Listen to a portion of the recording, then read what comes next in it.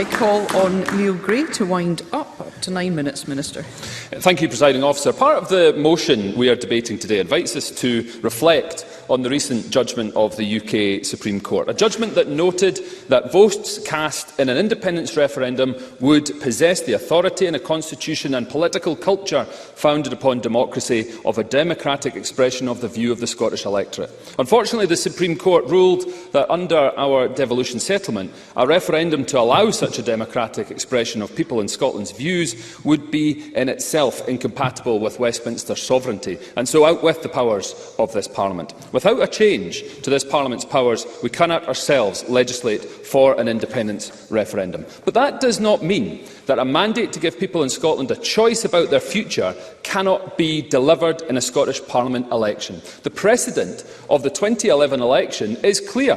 When people elect a Parliament on a clear mandate to deliver a referendum, both of Scotland's governments should listen to that and facilitate that referendum. The UK Government had no difficulty at that time accepting that a mandate could be delivered through an election to this Parliament, and they were right to accept that, and they should be doing so again now. This is Scotland's national parliament. If a mandate cannot be delivered in a Scottish Parliament election, where can it be? And some have raised opinion polling today. Incidentally, 6 of the last 7 polls back to November last year actually show a majority support for independence. But no opinion poll can give a mandate to a Parliament. Only votes can do that.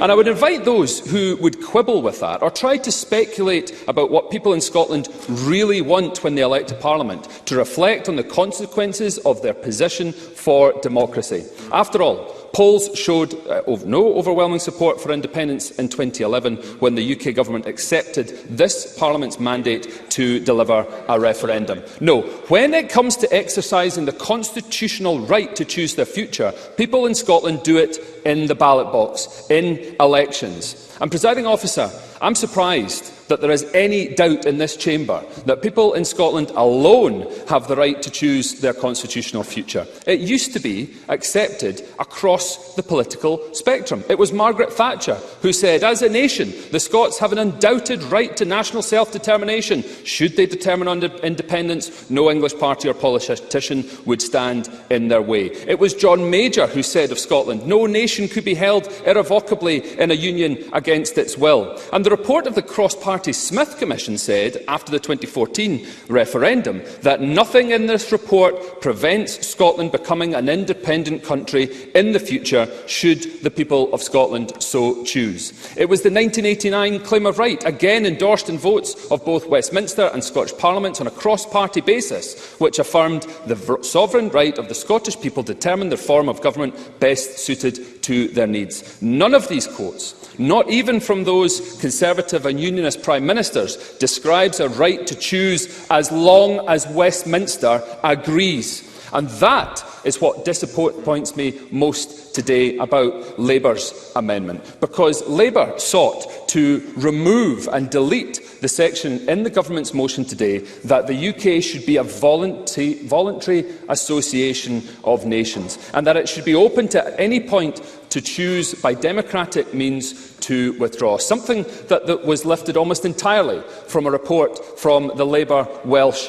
Government, confirming quite the distance that the leadership of the Labour Party in Scotland, and I say leadership because I don't think all of their members or voters will agree with the position. The STUC certainly does not, and that they renege on what they signed up to in the Smith Commission. They also renege on the report that they just published in August last year, which said that the role of the Scottish Parliament is to be the expression of the democratic will of the people of Scotland. So it's little surprise that opposition parties have not much enjoyed the tag of democracy deniers that has been levelled at them today. But to paraphrase Alistair Jack's duck analogy, if they try to block a debate in this place about Scotland's democratic choice today, if they refuse to accept the result of the Brexit referendum in Scotland, if they refuse to accept the outcome of the last Scottish election, and if they refuse to allow the people of Scotland